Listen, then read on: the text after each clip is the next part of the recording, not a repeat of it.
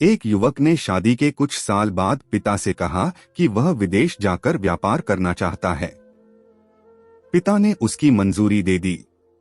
युवक अपने माँ बाप और गर्भवती पत्नी को छोड़कर व्यापार करने विदेश चला गया। उसने विदेश में कड़ी मेहनत की और धन कमाया और वह बहुत अमीर सेठ बन गया।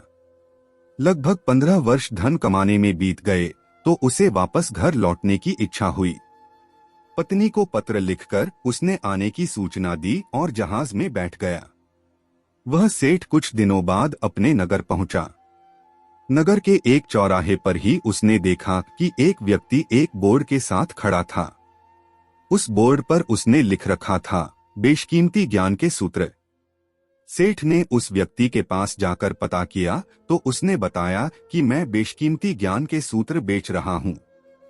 तो सेठ बोला, ठीक है, एक सूत्र मुझे भी दे दो। वह आदमी बोला, मेरे हर ज्ञान सूत्र की कीमत 100 स्वर्ण मुद्राएं हैं।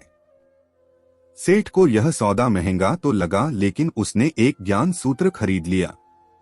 उस व्यक्ति ने सेठ को ज्ञान का सूत्र दिया, कोई भी कार्य करने से पहले 2 मिनट रुककर सोच लेना।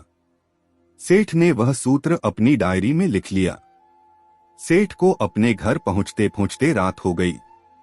सेठ ने सोचा, इतने सालों बाद लौटा हूं तो क्यों ना सीधे पत्नी के पास पहुंचकर उसे सरप्राइज दूं। घर के चौकीदारों को इशारों से अंदर कुछ भी कहने से मना कर दिया और सीधे पत्नी के कमरे में गया। वहां का नजारा देखकर वह चौंक गया। उसने देखा कि उसकी पत्नी के साथ एक युवक सोया हुआ था। यह देखकर सेठ गुस्से से आग बबूला हो गया।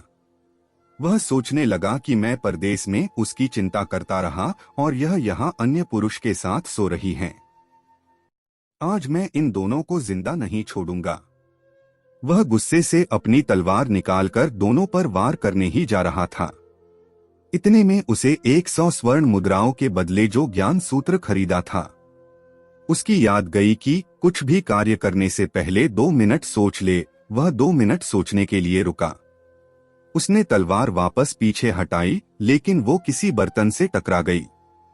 बर्तन के गिरने की आवाज से पत्नी की नींद खुल गई। आंख खोलते ही उसने अपने सामने अपने पति को देखा तो वह बहुत खुश हो गई और बोली, आपके बिना जीवन सुना सुना था। इंतजार में इतने वर्ष कैसे निकले यह मैं ही जानती हूँ। पत्नी ने इतना बोलकर पास सोए हुए युवक को उठाते हुए बोली, बेटा उठ जा, तेरे पिताजी आए हैं। युवक उठकर जैसे ही पिता को प्रणाम करने झुका तो माथे की पगड़ी सेठ के पैरों में गिर गई।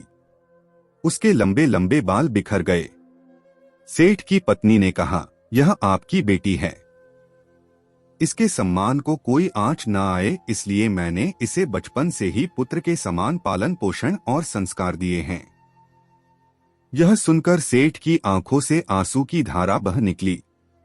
उसने पत्नी और बेटी को गले लगा लगा लिया और सोचने लगा, यदि आज मैंने उस ज्ञान सूत्र पर अमल नहीं किया होता तो आवेश में आकर कितना अनर्थ हो जाता। मेरे हाथों से मेरा ही निर्दोष परिवार खत्म हो जाता। शिक्षा मोरल। दोस्तों, इस कहानी से यही शिक्षा मिलती है कि जल्दबाजी में आकर कोई निर्णय न लेवे, क्योंकि जब हम आवेश में होते हैं तो हमें अच्छे बुरे का ख्याल नहीं रहता है। इसलिए गुस्सा होने की स्थिति में कोई भी निर्णय ना लें।